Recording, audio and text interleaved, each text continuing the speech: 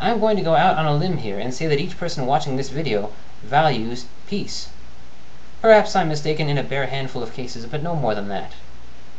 I'm now going to go a step further and say that each of you knows your various friends and associates well enough to know the same about them.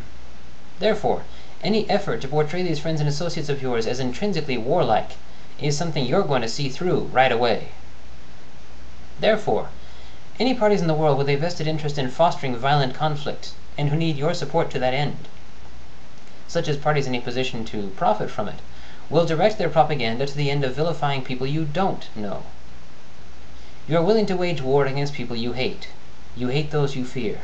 You fear the unknown. Therefore, you can only be persuaded to condone war against people you don't know. The road to war is paved with communications barriers.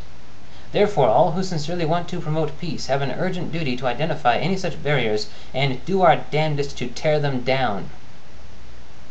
Atheists, skeptics, freethinkers, humanists, pluralists, empirical rational dualists, alchemists, apatheists, cognitive eupraxists, whatever it is we prefer to call ourselves, fairness now calls upon us to do a little house cleaning of our own.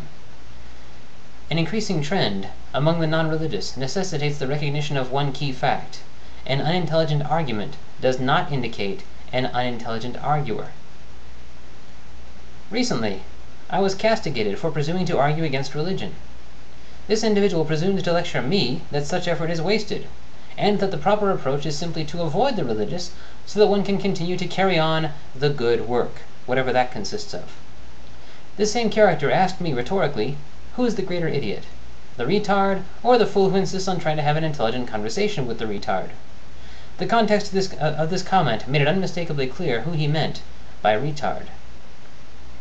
I was also recently presented with the argument that, well, since there would be no religious people in the world if it were possible to reason with them, it is not possible to reason with them, and so you might as well not even try. On a tangent, lately I seem to be encountering more and more people who object to the presence of my videos who can't seem to content themselves with simply ignoring them. One fellow actually told me that he spent the entire video fighting down the impulse to punch the screen, but that I was so terribly unclear and incoherent that he had to watch the video a dozen times to even begin to discern my meaning.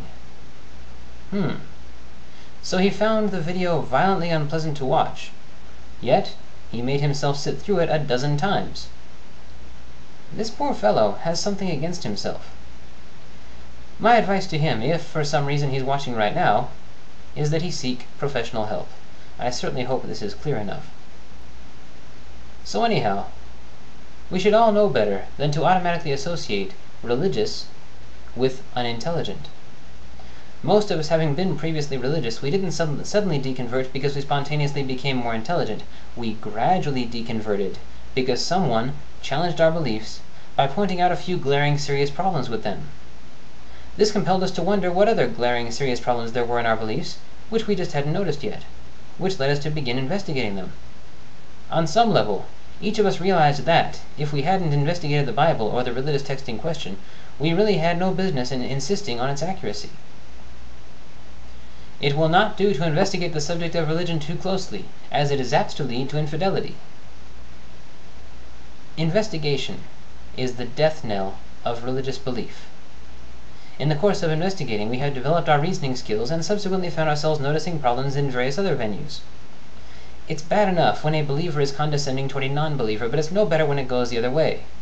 There's no such thing as a person who is impervious to self-deception. If you see yourself in such a fashion, you have already fallen victim to it. If indeed God made us in His image, I wonder where that particular trait came from.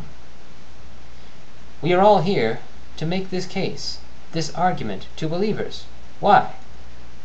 Is it because we consider them intrinsically unintelligent and therefore unable to understand it? No, certainly not. If that were the case, if we saw it that way, we surely wouldn't bother. If I personally saw it that way, I would probably put on a frock.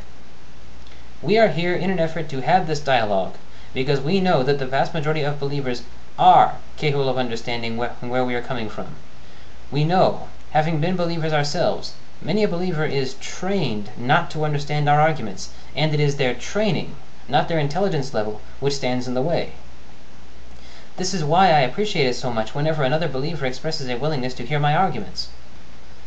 The most egregious problem with religious belief, as with any form of dogmatism, is that it causes highly intelligent people to do and say highly unintelligent things. The problem here is not the person's intelligence, it's his or her reason. The average believer believes in a God who is infinitely wiser and more intelligent. Therefore, when such a person holds a view which comes into conflict with a view he or she believes the God in question held, he or she defers. This would be a perfectly rational thing to do, if the being in question actually existed, and if the view in question were actually attributable to him. But since neither is the case, or can be the case, what the believer is actually deferring to is the views of those who either currently claim or previously claimed to understand these views, people who are in fact no more intelligent than the believer. Some may disagree, but the way I see it, logic is a tool, and reason is the skill for using that tool. Reason, for the most part, is born of practice with that tool. It is something virtually everyone in the world has to some degree, and that almost everyone in the world could have to a higher degree, with practice. A lot of us know a lot more about using tools than we realize. A doorknob is a tool. The lock in the door and the key to it are both tools. A pen is a tool. Even our very hands are tools. You are right at this moment using a tool to watch this video. Even language is a tool. Now why is it that each person watching this video so readily comprehends how to use a doorknob, a lock, a key, a pen, or a hand? Practice.